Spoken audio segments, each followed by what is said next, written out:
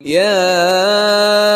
أيها الذين آمنوا اتقوا الله وكونوا مع الصادقين۔ تو مرزائیوں کو، قادیانیوں کو جو کافر قرار دیا گیا شریعت کے اندر بھی،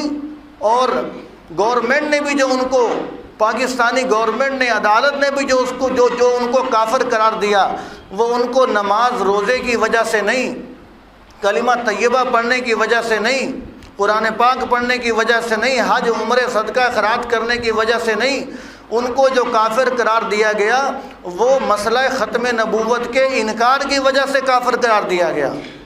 کہ وہ حضور صلی اللہ علیہ وسلم کو آخری نبی نہیں مانتے، اس لیے ان کو کافر قرار دیا گیا۔ تو اس لیے جب یہ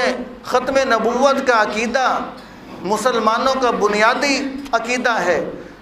جو ختم نبوت کا منکر ہے، جو آپ صلی اللہ علیہ وسلم کو آخری نبی نہیں مانتا، تو وہ دائرہ اسلام سے خارج ہے۔ تو جب ختم نبوت کا منکر، ختم نبوت کا انکار کرنے والا جب دائرہ اسلام سے خارج ہے، اس کے سینے میں ایمان نہیں، تو وہ لاکھ نیک اعمال کرتا رہے، ان کو ان نیک اعمال کا کچھ فائدہ نہیں ہے، ان کو نیک اعمال کا کچھ فائدہ نہیں۔ اس لیے کہ تمام نیک اعمال تبھی آدمی کو فائدہ دیتے ہیں کہ جب تمام اعمال کے ساتھ سینے میں ایمان ہو۔ اگر سینے میں ایمان نہیں ہے تو آدمی کو نمازیں، تلاوت، حج، عمرے اور زکاتیں دینا، صدقہ خیرات کرنا، غرباء کے اندر فنڈ تقسیم کرنا، یہ سارے کام کچھ فائدہ نہیں دیں گے، اس لیے کہ سینے کے اندر ایمان نہیں ہے۔ جب سینے کے اندر ایمان ہے تو پھر ایک ایک عمل معتبر ہے،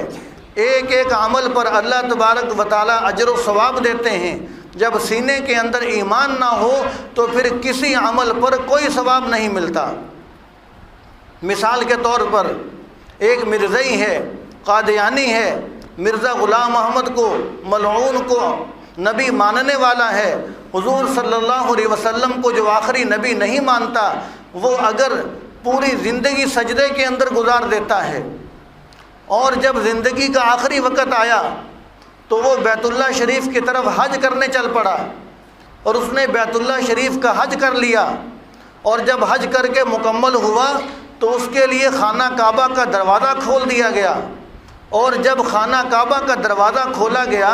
ایک مثال دے رہا ہوں کہ اس کے لیے خانہ کعبہ کا دروازہ کھولا گیا تو وہ خانہ کعبہ کے اندر داخل ہو گیا، اور اندر اس کو موت آ گئی، وہ مر گیا، اندر اس کو موت آئی، اور پھر اس کو آب زمزم سے غسل دیا گیا، اور انہی احرام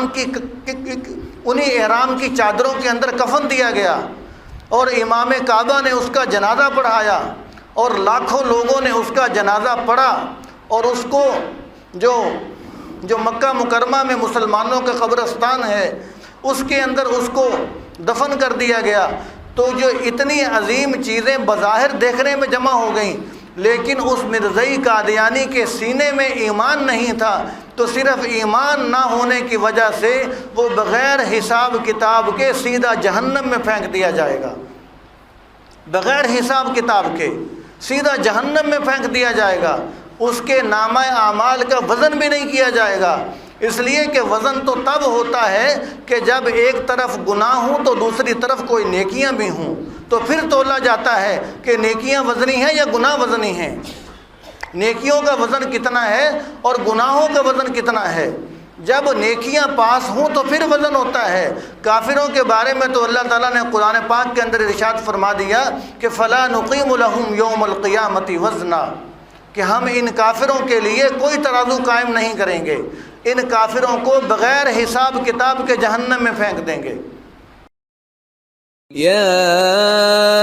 أيها الذين آمنوا اتقوا الله وكونوا مع الصادقين۔